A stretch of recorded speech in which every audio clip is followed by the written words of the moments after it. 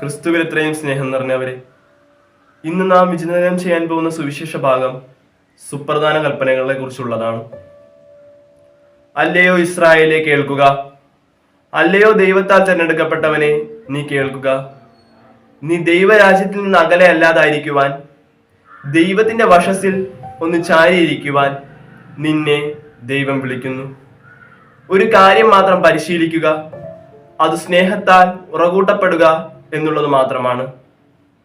സ്വയം മറന്ന് ദൈവത്തെ സ്നേഹിക്കുന്നവന് സ്വയം മറന്ന് സഹോദരനെ സ്നേഹിക്കാനാവുമെന്ന് കൽപ്പിച്ചുകൊണ്ട് സ്നേഹത്തിൽ ഈ ലോകത്തിൽ വ്യാപരിക്കാനുള്ള ഒരു കൽപ്പന അവിടുന്ന് നമുക്ക് നൽകുന്നു.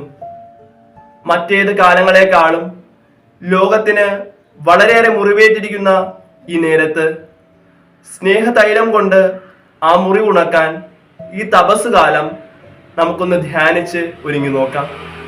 സ്നേഹതൈലമാകുന്ന നസ്രായന്റെ സാന്നിധ്യം അതിന് നമ്മെ സഹായിക്കും. ആമേൻ.